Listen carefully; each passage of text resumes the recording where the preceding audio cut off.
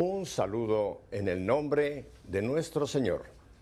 Bueno, hoy no vamos a viajar a ningún sitio fuera de los Estados Unidos ni dentro de Estados Unidos. Nos vamos a quedar en nuestro estudio central en Birmingham, Alabama, porque tengo la dicha y el gusto de tener nuevamente con nosotros a alguien que queremos tantísimo, Marta Reyes. Martita, qué bueno tenerte nuevamente aquí en Nuestra Fe en Vivo. Hola Pepe, ¿cómo estás? Aquí hoy desde Birmingham. Estoy aquí en los estudios donde ustedes han trabajado por tantos años, pero hoy me tocó visitar también para compartir con ustedes. A todos y a toda tu audiencia le mando un abrazo y un caluroso saludo. Gracias, yo recibo ese caluroso saludo también, porque aunque no nos lo podemos dar en persona, nos lo damos espiritualmente. Marta, siempre tenemos gente que quizá por primera vez te está viendo. Yo quisiera, antes de que entremos con unos temas muy importantes que vamos a tratar en esta entrevista, que nos hablaras un poquito, porque mucha gente te conoce por tu música. Tantos años que has dedicado realmente a servir al reino de Dios con esa hermosa voz que el Señor te dio y has estado mucho, tienes una cantidad enorme de material grabado. Cuéntanos un poco de tu transición ahora a nuevos servicios que estás prestando al reino de Dios, Martita. Bueno, sí, tiene toda la razón. Yo empecé a evangelizar a través de mi música. Yo fui cantante de música secular en Los Ángeles por un tiempo, no mucho tiempo, pero por un tiempo. De ahí conocí la renovación y conocí los grupos de iglesia y las comunidades de iglesia y me interesó mucho, me llamó Dios, tuvo una manera de llamarme hacia Él y a través del canto, y ahí empecé a cantar, compartir mi voz en las misas, en los retiros, y eso y poco a poco me fue llevando el Señor en una formación más en forma, ¿no? Para estudiar la palabra y para estudiar las enseñanzas de la iglesia, y ahí transicioné de la música secular a la música católica. Y ese camino pues duró muchos años, grabando 25 CD de música y compartiendo algunos en algunos países de América, en conciertos, etc. No he dejado la música, todavía sigo cantando e interpretando, pero ya para ese entonces, mira, cuando yo empecé en la música católica, sobre todo a viajar y a visitar estos países de América, ya yo tenía una primera maestría en psicología. Lo que pasa es que yo no hablaba mucho de eso. Y eso se quedó como que a un lado porque sentí que iba a dedicar un par de años, dije yo, a la música católica y regreso al campo de la psicología. Pero ese par de años se convirtió en prácticamente 30 años, hasta que llegó un momento en que vi que los problemas de la sociedad han crecido tanto, son multifacéticos y mucha gente en retiros, siempre pidiendo ayuda, siempre pidiendo temas de sanación interior, siempre pidiendo temas de sanación de familia, de crianza de hijos y todo esto. Entonces yo dije, yo tengo una maestría en psicología, ¿qué he hecho con esto? Tiene que haber alguna forma también de combinar estos estudios, esta preparación con el trabajo de la evangelización. Regresé a la universidad, terminé una segunda maestría en psicología y terminé un doctorado en psicología. Y con eso pues he podido preparar seminarios, retiros completos, libros, escribí 4 libros, Jesucristo tu psicólogo personal, Jesús y la mujer herida, Quiero hijos sanos, y también pues ahí, ¿y por qué no soy feliz? Para las personas abatidas y deprimidas y todo eso. Entonces siempre combinando estos temas de la palabra de Dios con la salud mental.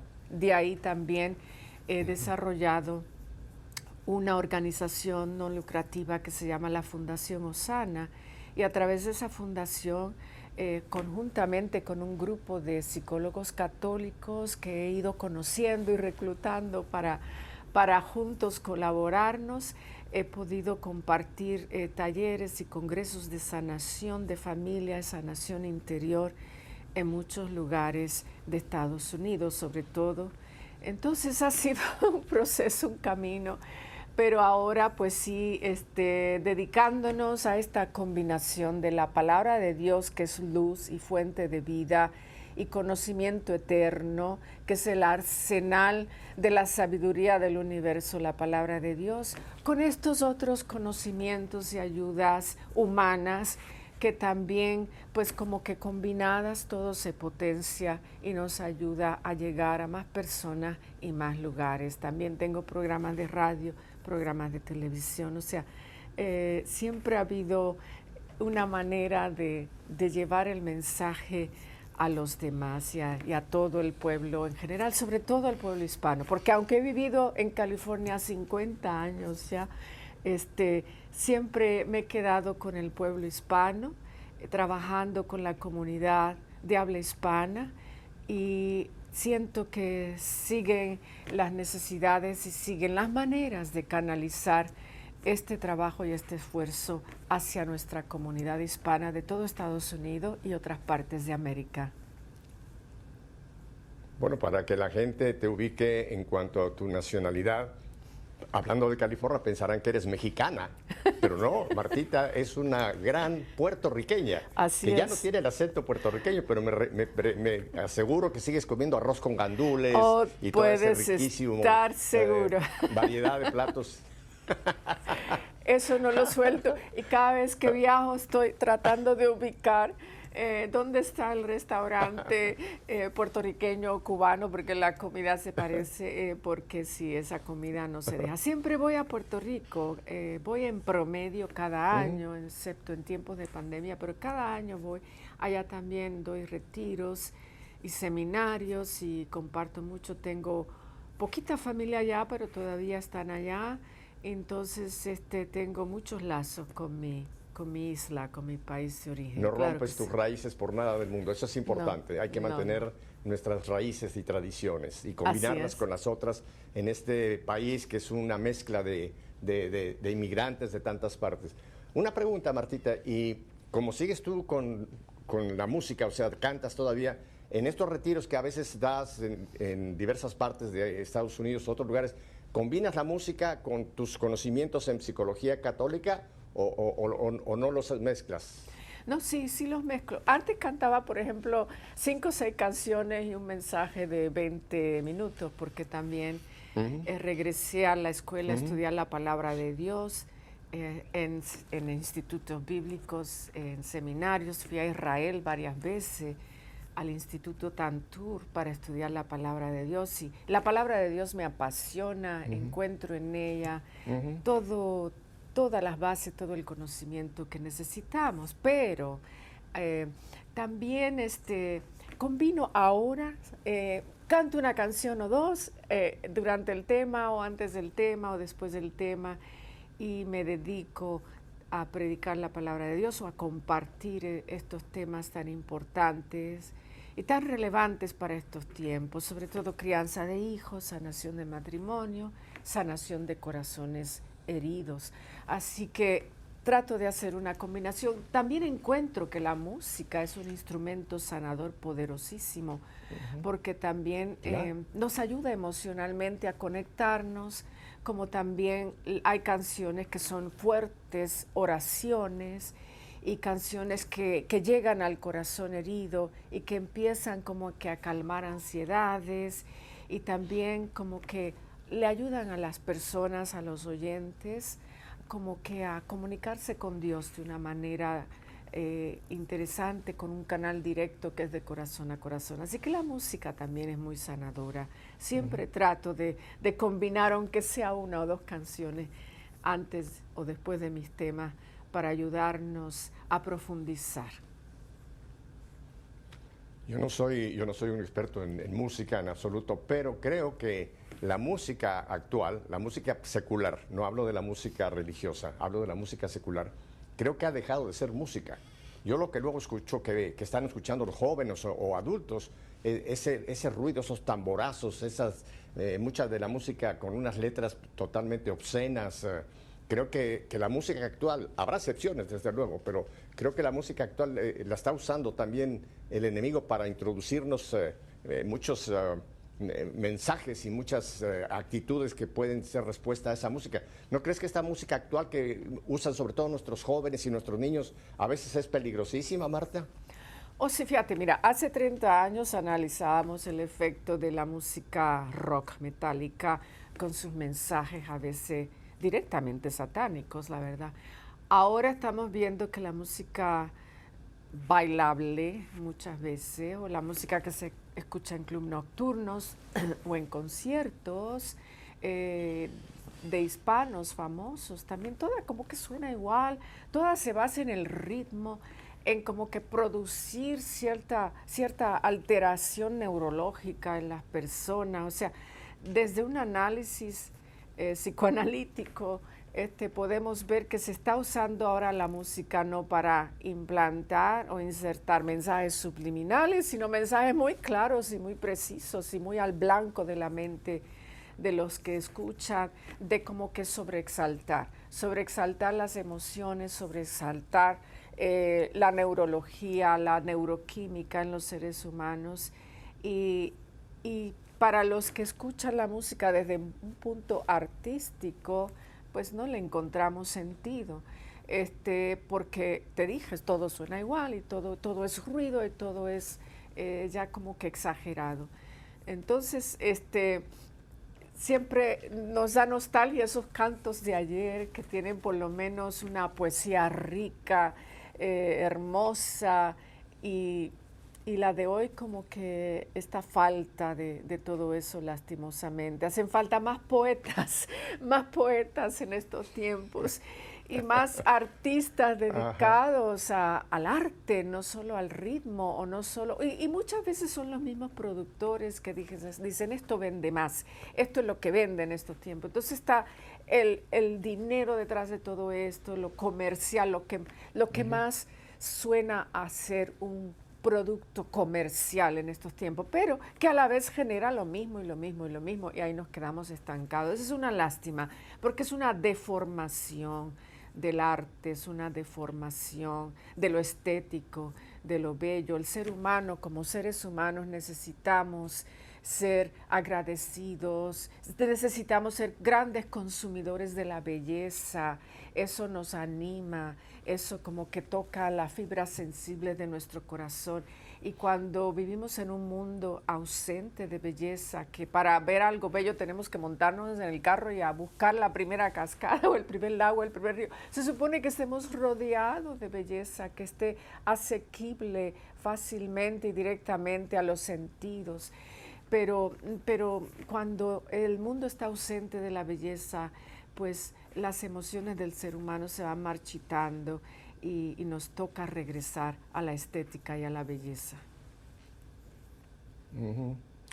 Hay un texto, Marta, tú lo conoces perfectamente bien, en la segunda carta de San Pablo a su querido discípulo Timoteo, que en los últimos años, yo lo veo cada vez como que se está cumpliendo más claramente esta visión de Pablo de hace 2000 años. Y le dice a Timoteo, su joven discípulo, debes saber que en los últimos tiempos se presentarán situaciones difíciles.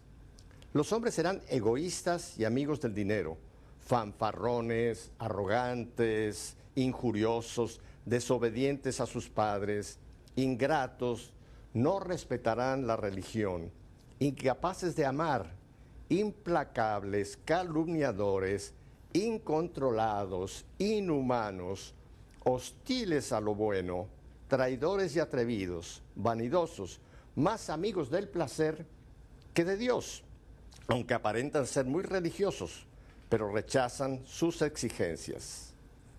Apártate de esta gente. Marta, estamos teniendo casos en donde vemos que esta es una realidad en mucha gente. Hay gente buena, hay jóvenes buenos, hay adultos buenos. No vamos a decir que toda la humanidad está, pero creo que hay una gran cantidad de habitantes de este planeta que podían caer perfectamente en esta descripción de hace 2000 años de Pablo. Tú sabes que tuvimos un evento hace un mes aquí en los Estados Unidos de Norteamérica terrible, que todavía se habla el día de hoy. Y es que un chico, porque es un chico de 12 años, me parece. Creo 18 que años. 12 años era, no estoy seguro de la 12 años. 18 Entra años. en una escuela primaria, en una escuela de niños pequeños, y acribilla a 19 criaturas y 2 maestros. Marta, esto nos tiene, aunque hace un mes de esto, nos tiene todavía consternados por el dolor tremendo que tiene que haber sido para esas familias, para esa comunidad en Texas, comunidad básicamente hispana, pero también nos tiene preocupados, Marta, porque este no es el primer caso. Hemos tenido ya otros casos, estoy hablando concretamente de este país, Estados Unidos de Norteamérica. Hemos tenido ya otros casos que es prácticamente el mismo patrón. Un chico que de repente aparece en un colegio, el que viajó anteriormente, ese otro chico que viajó a una población básicamente de afroamericanos con la intención de matar negros, como él decía. Viajó no sé cuántas millas, preparó por meses ese asesinato. Entonces, Marta, ¿qué está pasando? ¿Cuál es la respuesta o cómo podemos bregar con esta situación que la estamos viviendo día a día? Ya no son casos aislados, sino ahora parece que hay como un patrón de la cultura de la muerte, Marta. Bueno, hay algunos grupos que quisieran inmediatamente verle el ángulo sociopolítico y si nos fijamos, pues son casos bien diferentes. Si hay uno, por ejemplo, el caso anterior, que fue alguien que fue a buscar al grupo de la población afroamericana y ese ya había sido declarado como, él personalmente se había declarado racista. Pero en este caso nuevo es un joven de familia hispana, nacido acá, que fue a un grupo de hispanos. O sea, aquí no le encontramos un ángulo sociopolítico, sino que es todo psicológico y mental. Ahora fíjate, con la lectura que leíste hace un rato, que es tan apropiada para estos tiempos, pero el ser humano desde Génesis ya está mostrando estas capacidades de violencia como lo vemos en el caso de Caín y Abel. Y la respuesta de él, de cómo defenderse ante Dios, ante el juicio de Dios, es: ¿acaso soy yo el cuidador de mi hermano? Entonces la respuesta es: sí, eres el cuidador de tu hermano, eres el que vas a cohabitar en la tierra con tu hermano, eres el que vas a compartir lo que tienes con tu hermano, no competir por los productos de la tierra con tu hermano, eres el que vas a convivir con tu hermano y a cuidar de tu hermano cuando éste te necesita y cuando éste está carente o débil, y vas a hermanarte de tu hermano.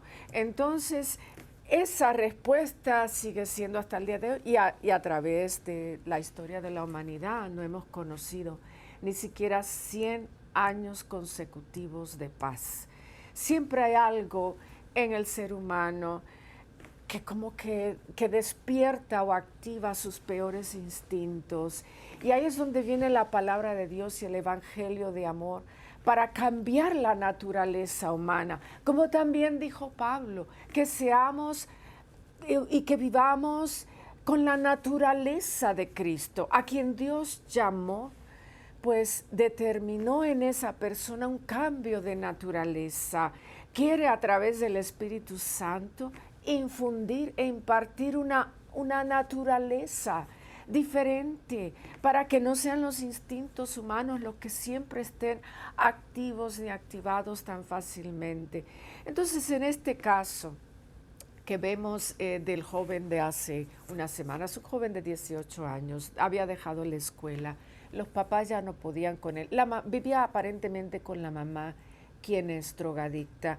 Entonces lo pusieron a vivir con los padres de la mamá, que son los abuelos. El abuelo dijo en una breve entrevista: yo casi no lo veo, yo salgo temprano en la mañana, llego en la noche, no sé qué hace, vive encerrado. Aparentemente se cortaba el joven, a veces salía vestido de niña, vivía encerrado con muchos resentimientos. Y el mismo abuelo dijo, él tiene o tenía, porque murió en la misma balacera, él tenía una propensidad hacia la violencia. A la casa ya habían llegado varias veces los policías por llamadas por violencia doméstica, no sabemos si de parte de los abuelos o de los vecinos, pero aparentemente ya este joven andaba con estos trastornos psicoafectivos, emocionales, que no podemos ignorar. Y es aquí donde, o sea, en casos así hay muchas lecciones y hay muchas lecciones para todo, porque tenemos que concientizarnos colectivamente. Por ejemplo, los padres. Los padres son los encargados ante Dios y ante la humanidad de la crianza de sus hijos. No podemos delegarle esto a dos abuelos cansados, a dos abuelos ya de edad, que por más que quieran tratan de ayudar, pero pues no se supone que sean ellos los responsables. Aquí ellos recibieron a este joven lleno de problemas, pues por amor a la hija, por amor al nieto, pero ellos no tenían las herramientas necesarias para lidiar con toda la psicosis que ya este joven traía por dentro. Entonces, segundo... Tengo una pregunta, una pregunta antes de que vayamos a un breve corte que vamos en un par de minutos. Esta violencia que vemos reflejada en este muchacho, 18 años, ya tú lo ubicaste bien, yo decía 12, es 18. Esta violencia es hereditaria. ¿Se nace con ciertos instintos o alguna deformación de nacimiento, o esto se va adquiriendo por la sociedad, por el ambiente, por las circunstancias? En otras palabras, ¿alguien puede nacer malo? No, nadie nace malo. Todos tenemos un cerebro con una plasticidad tremenda, y es aquí donde hablan los neurólogos y neurocientíficos, donde de pronto si algo activa el sentido de supervivencia, nos podemos poner a la defensiva. Lo que pasa es que algunas personas dañadas, heridas, con esta agresividad interiorizada, malinterpretan pues lo que otra gente hace, lo que otra gente dice, y de pronto como que les salta, les salpica esta violencia, activan esas áreas del cerebro que deben de estar ya silenciadas, porque se supone que a través de tantos años y siglos de evolución no necesitemos esos instintos agresivos. Ya no vivimos en un bosque, en una selva donde tenemos que defendernos de depredadores. O sea, el sistema nervioso se combina con el instinto de supervivencia para alertarnos, para ayudarnos a pegar carreras si sentimos miedo o sentimos que hay depredadores a nuestro alrededor. Pero cuando la persona está dañada, cualquier cosa activa ese instinto. No se nace así, todos nacemos con eso, mas sin embargo, hay personas que nacen, por ejemplo, con una propensidad a un temperamento bipolar, una propensidad a un temperamento agresivo, pero la genética no es sentencia. La genética como que trata de impulsar eso, pero depende de cada individuo, de frenar todo eso. Y sí es posible frenarlo, calmarlo, transformarlo y sanarlo. Si los seres humanos no sanaran, ¿qué hacemos nosotros los psicólogos? Estamos perdiendo el tiempo. Si los seres humanos no sanaran y no cambiaran, los sacerdotes, los evangelizadores, los que tratan de predicar mensajes de paz y de aliento, pues también estarían perdiendo el tiempo. Todos sanamos, todos podemos cambiar, y es nuestra responsabilidad colectiva de tratar de buscar estas personas dañadas y personas necesitadas para llevarlos a la sanación y llevarlos al cambio. Dejemos de excusar y de neutralizar el mal. Dejemos de excusar y neutralizar lo dañado. No podemos decir así soy, así me tienen que aceptar, porque mira, mis abuelos eran así o aquello. No, tenemos que decirle a la persona, aun cuando pudiste haber sido igual que aquellas personas que te dañaron, que te hirieron o te dieron malos ejemplos, en vez de modelar esas conductas, te invitamos al Evangelio del Amor, te invitamos a un cambio trascendental psicológico, te invitamos a terapia, consejería, a guía espiritual, y muchas personas que han aceptado estas invitaciones de cambio han podido transformar sus vidas, sus naturalezas, sus instintos primarios, han podido ser personas completamente diferentes. Así que la herencia sí se da, y es una fuerza interna, pero no es una sentencia. Siempre, cada ser humano es responsable de sus actos actuales y de sus decisiones actuales. Es clarísima, clarísima tu descripción. O sea que el ser humano, nuestra naturaleza, por el pecado de nuestros primeros padres, aunque por el bautizo somos regenerados, pero sí esa naturaleza es todavía una naturaleza imperfecta.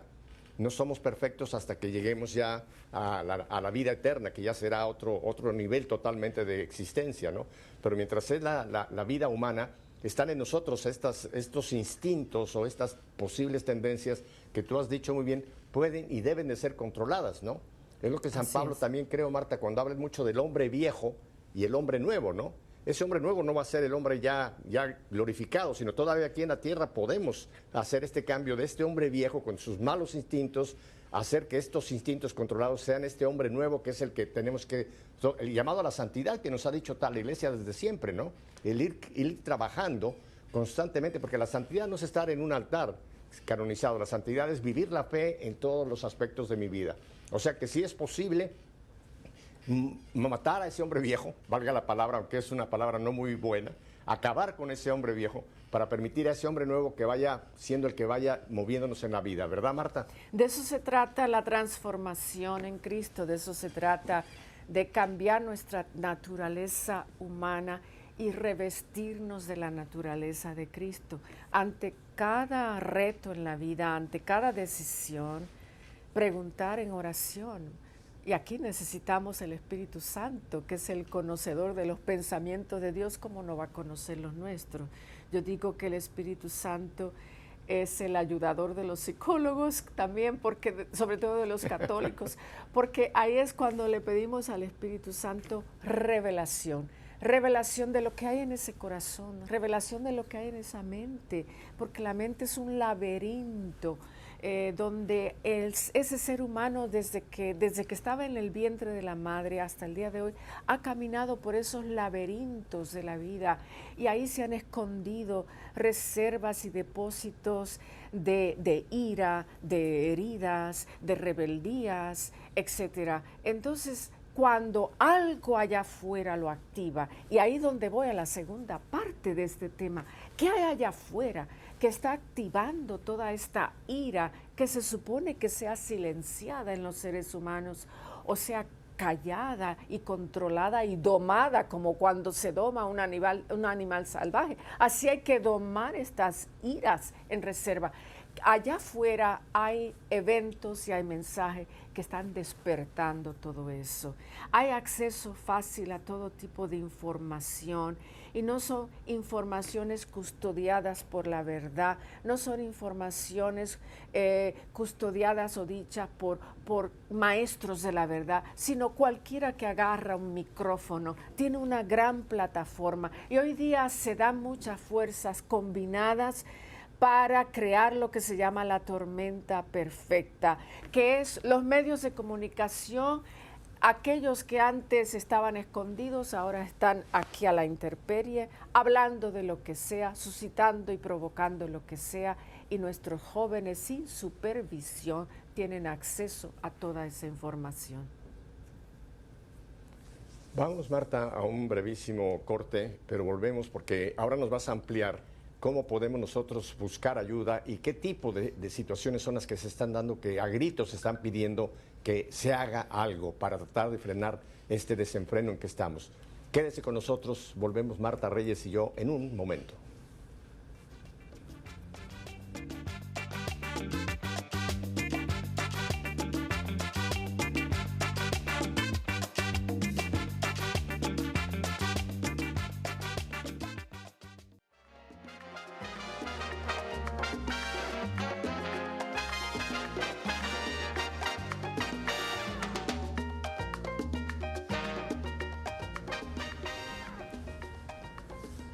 Marta, estamos tocando un tema muy fuerte, esto que estamos viviendo.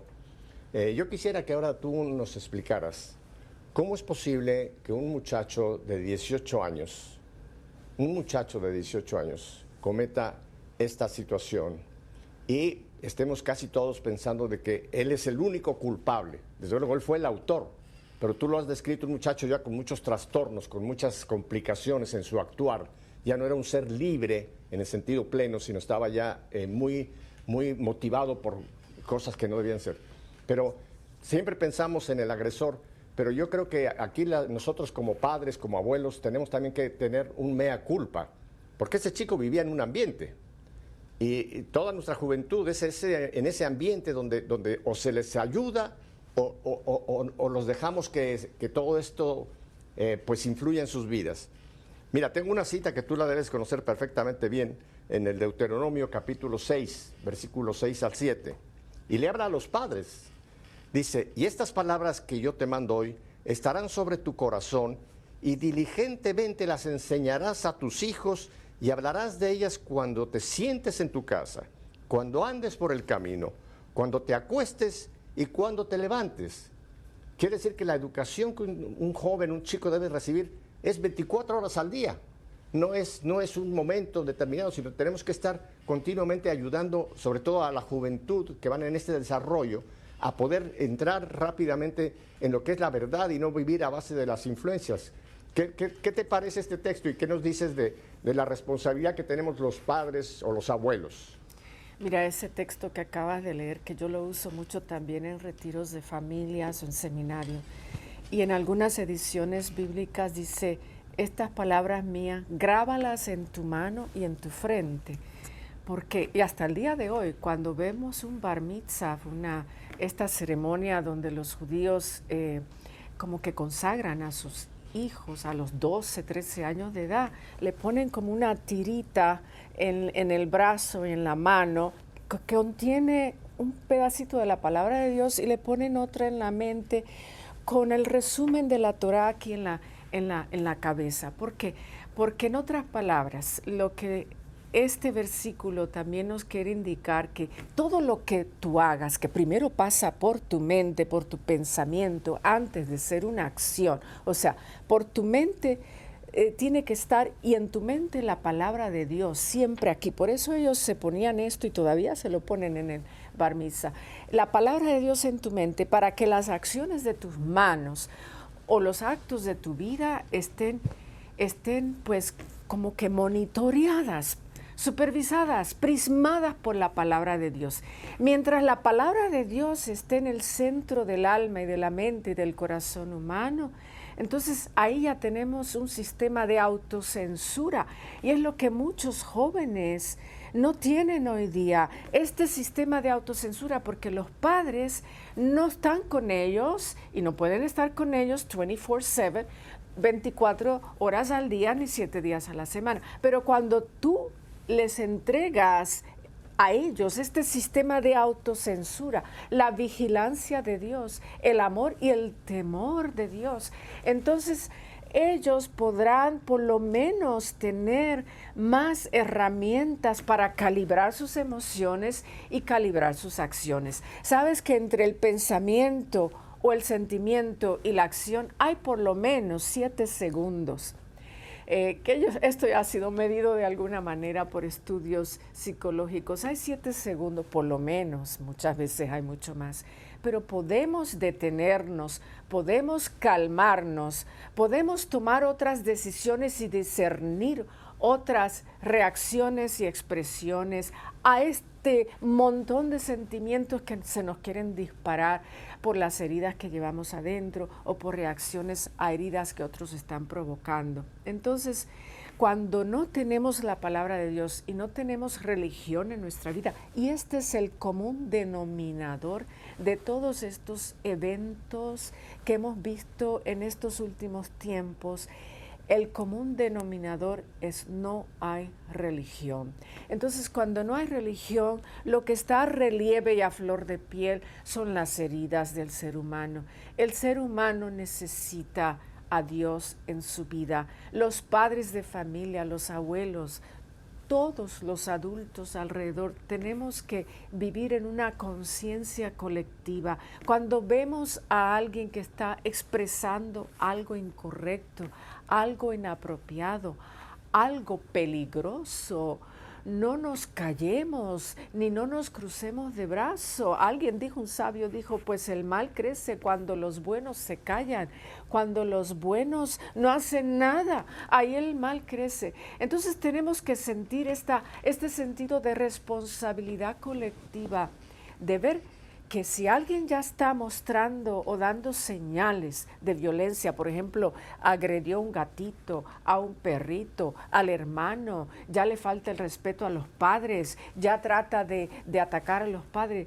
Señores y señoras, no saquemos a esa criatura al mundo a exponer al resto de la sociedad a esa agresividad que es un gran contaminante del alma, como también es una bomba de tiempo que en cualquier momento puede estallar. Y mira, este es un ejemplo clásico de cuántas personas son heridas y son afectadas por la decisión de un ser humano dañado. Entonces aquí los padres, los abuelos, hermanos, tíos, amigos, todos tenemos que entrar en una concientización colectiva.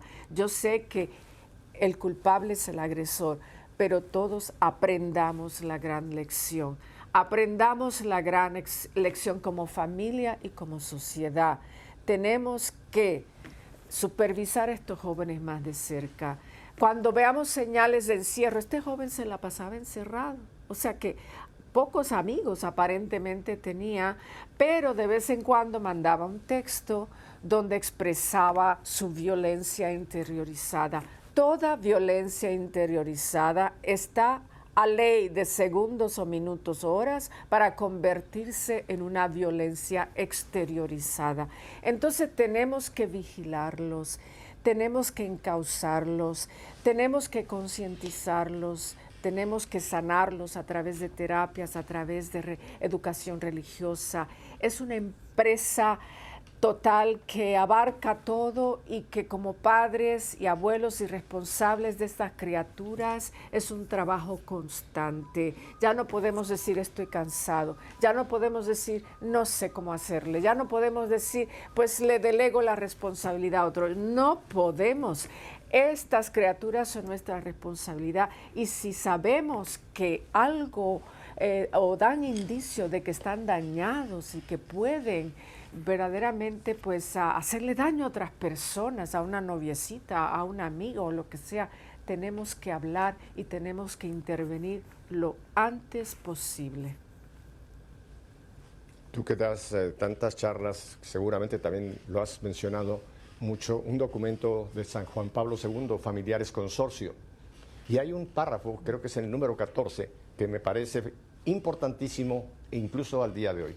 Y dice, lo tengo memorizado, dice, los padres, por ser los progenitores, tienen la gravísima responsabilidad de ser los primeros formadores de la prole. Fíjate que no es una opción si quiero, si puedo, es una gravísima responsabilidad que algún día nos van a pedir cuentas de esa responsabilidad. Y yo creo que en esto hemos claudicado, en esta sociedad, sobre todo, por ejemplo, en este país que vivimos, Marta, los padres les tienen miedo a los hijos. Porque un padre que trate de disciplinar al hijo, el hijo puede interpretarlo como una agresión, puede llamar a la policía, y hoy día los padres tienen miedo de ejercer esa gravísima responsabilidad. Pero a pesar de eso, tiene que ser una actitud continua de nosotros padres, porque es una responsabilidad grave.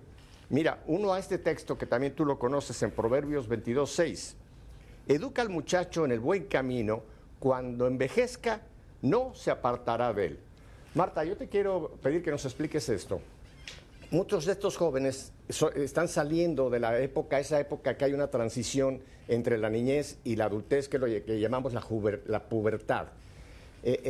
Psicológicamente hay un cambio, empiezan unas hormonas, tanto en el chico como la chica, o sea, hay un momento de una transición biológica que también se produce, es cuando viene una especie de rebeldía hacia los papás, rebeldía hacia la religión, hay como que el chico quiere encontrar su propia identidad, en fin, es un momento difícil, esa transición. ¿Cómo tú defines esa transición y cómo los padres pueden ayudar cuando llegue ese momento para que el chico lo que ha recibido después lo pueda, como dice, vivir en su adultez? Mira, aquí se da lo que yo digo, sociológicamente y fisiológicamente un desfase entre la naturaleza y la realidad. Es cuando más el joven necesitará supervisión, acompañamiento, cuando más. Y es cuando menos lo recibe o cuando menos lo quiere recibir. Porque por un lado, se están dando grandes cambios. Es en una de las etapas cuando más se acelera el cerebro a reconectarse, a cambiar la naturaleza y el carácter de la persona. Es una de esas etapas. O sea, tenemos varias marcas fisiológicas y neurológicas cuando vamos cambiando y cuando se nota el cambio. Pero en esa preadolescencia es una de esas etapas, o es cuando más se nota ese cambio y esa ruptura entre lo que habíamos sido, entre el niño simpático, cariñoso, alegre, etcétera, jovial, y ahora el adolescente o preadolescente serio, retraído, encerrado, antipático, difícil con quien hablar. O sea, hay una tremenda ruptura y casi como si fuera dos personalidades diferentes. Entonces, primero que nada, hay unos jalones antropológicos, y es algo que yo explico también en mi libro Quiero hijos sanos, donde el joven de pronto despierta a otra vida. En otras palabras, la naturaleza lo está preparando para salir fuera, porque acuérdate que en tiempos antiguos, desde los 14 años, la gente, sobre todo las mujeres, ya estaban comprometidas para casarse. Entonces, hay unos jalones antropológicos para salir fuera, para conectarse afuera, porque de pronto este ser humano tierno y joven, que para nosotros todavía es un niño, hay algo dentro de sí que le está diciendo, conéctate allá afuera, porque de ahora en adelante vas a necesitar más el mundo de afuera que el de adentro. Y a la vez eso lo que le hace es peligrosamente conectarse inciertamente con desconocidos o con el mundo de afuera para el cual no está preparado todavía. Entonces ves el desfase. Entonces es cuando más necesitan supervisión, porque están cambiando rápidamente, y cuando menos la consiguen, porque por un lado el joven dice, déjame solo, déjame tranquilo, yo sé lo que hago, esos son mis amigos, no te metas, esto y aquello, cierran la puerta, bloquean el teléfono, se meten en su mundo, construye su mundo, aunque sea fantásticamente, separando a los padres. Y los padres como que dicen, bueno, que aprenda a golpes, dicen algunos. O yo pasé por eso también, así que el sufrimiento, pues no. Entonces, aquí es cómo los padres seguimos supervisando, concientizando, y seguimos conectados al corazón y la mente de nuestros hijos sin crear estas rebeldías. Ese es el gran reto, y ahí es donde viene la conexión emocional, y ahí vienen los cambios en cómo acercarnos a ellos y cómo criarlos. Ya ahí cambia la matemática un poco, ya somos menos los regañadores y castigadores y somos ahora más los que potenciamos sus dones y como que auxiliamos sus carismas y como que los dimensionamos más positivamente, y cuando hablamos con ellos hablamos primero de aplaudirles y celebrarles sus dones y sus logros antes de llegar al regaño, porque eso polariza. Entonces aquí tenemos este desfase emocional, psicoafectivo de la naturaleza, pero el peligro es que como todavía no se ha conectado el cerebro prefrontal, que es este que ayuda a la razón, a la concientización, este es el freno de la vida, todavía está desconectado en el joven. Entonces el joven siente estos impulsos de lanzarse al mundo sin frenos, y no hay nada que le ayude a prismar. Aquí es donde viene la religión, aquí es donde vienen los valores de la familia, aquí es donde viene la concientización de los padres siempre, que tienen que ser esa voz auxiliar que siempre esté acompañándoles, por lo menos en la conciencia de los hijos.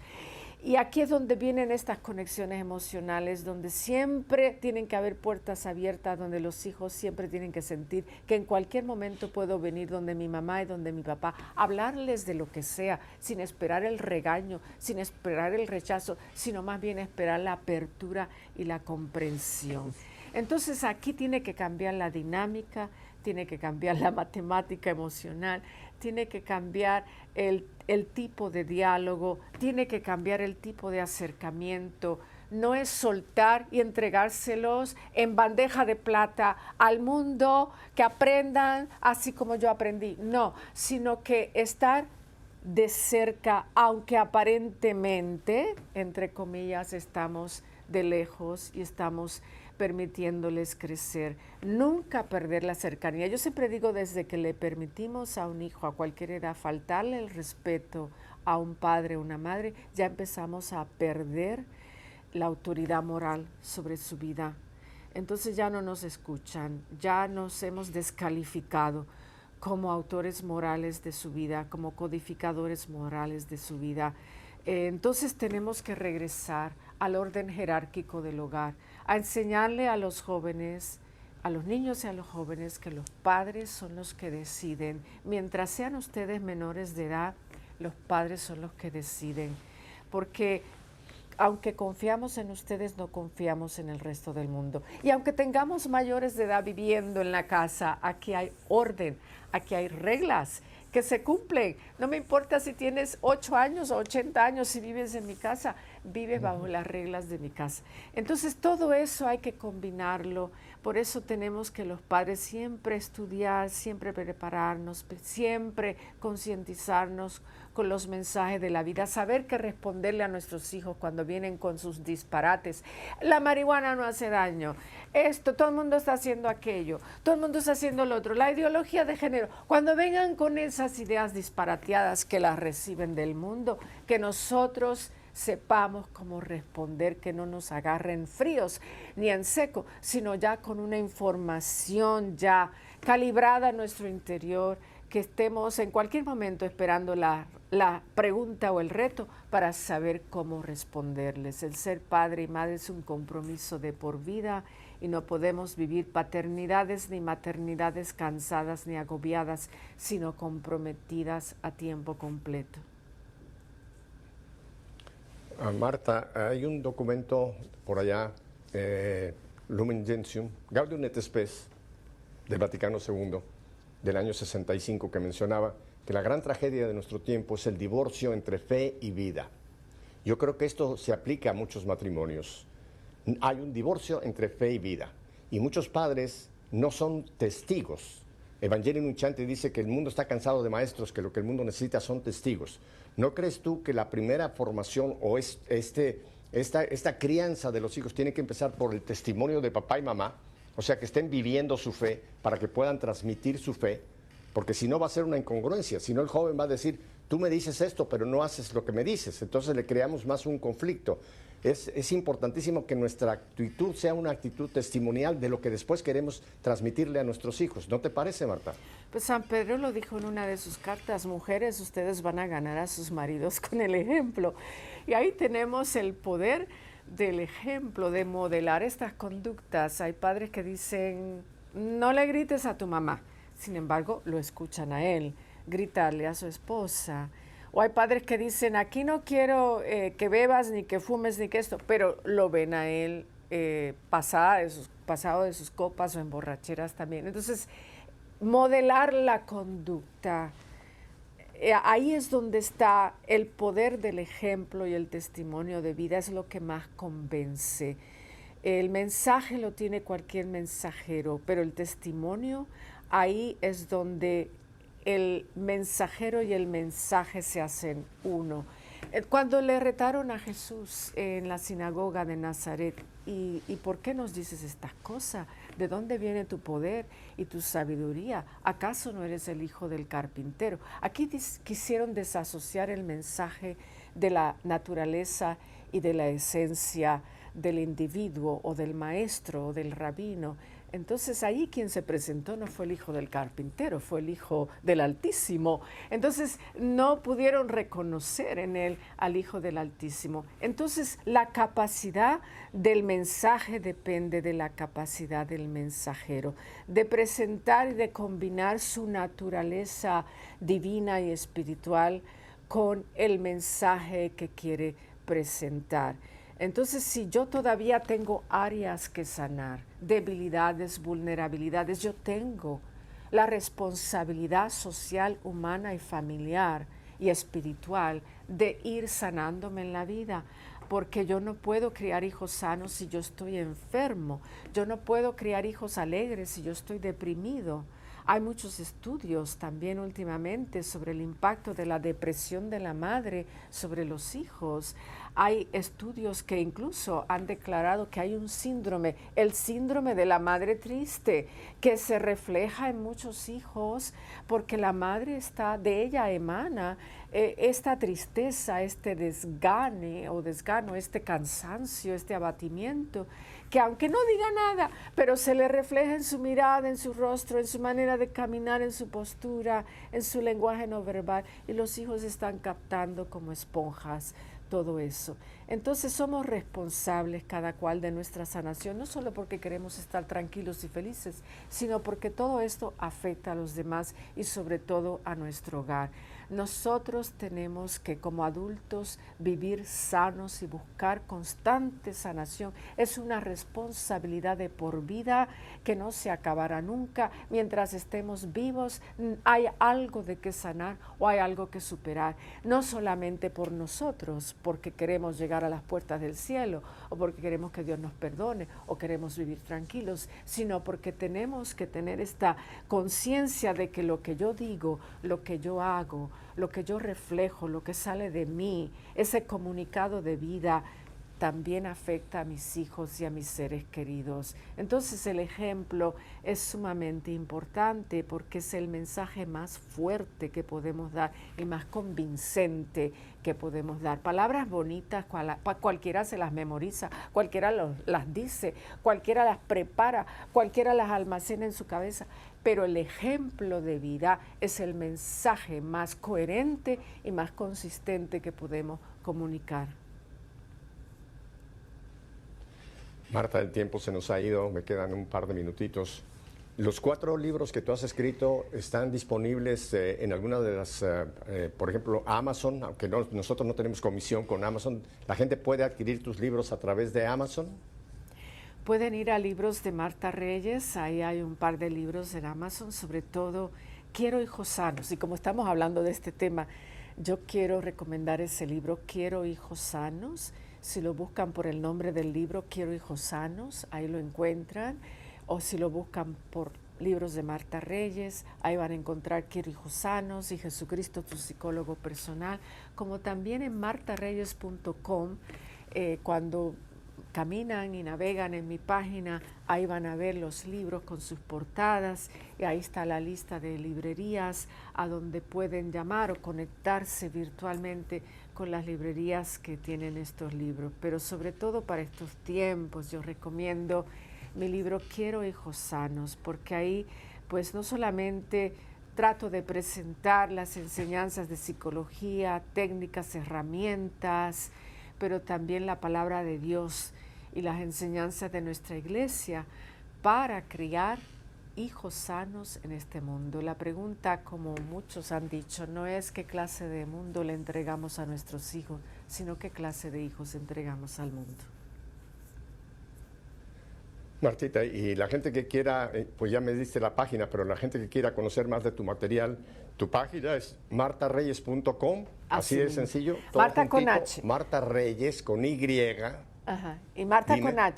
con H, martareyes.com. Entonces ahí... martareyes.com, ahí es tu página, y ahí van a encontrar los libros y van a encontrar, me imagino que tienes varias plataformas donde la gente puede encontrar y hacer contacto contigo. Sí. Y si la gente quiere hacerte alguna consulta, esa misma página es la forma de localizarte, Marta. Bueno, ahí tenemos un email donde el primer paso es enviarnos un correo electrónico. Entonces ahí empezamos a hablar con ellos, porque sí tengo a través de mi organización Osana Foundation o Fundación Osana, tengo un grupo de 15 psicólogos católicos donde atendemos a personas virtualmente en cualquier país del mundo. y estos psicólogos son católicos y católicos de verdad, porque incluso algunos son evangelizadores. Perfecto, de Marta. retiros, y así los ayudamos a todos. Bueno, Martita, pues muchísimas gracias nuevamente por esa preciosa contribución que nos has hecho. No te digo adiós porque tú eres una habitual nuestra, te volveremos a tener en un futuro. Que siga el Señor usándote, y a ustedes creo que les ha dado mucha luz lo que hemos escuchado el día de hoy. Ya saben mi despedida de todos los lunes. Si Dios nos concede una semana más de vida, volveremos la próxima semana para seguir haciendo que nuestra fe sea una fe en vivo. Hasta entonces, Dios los bendiga.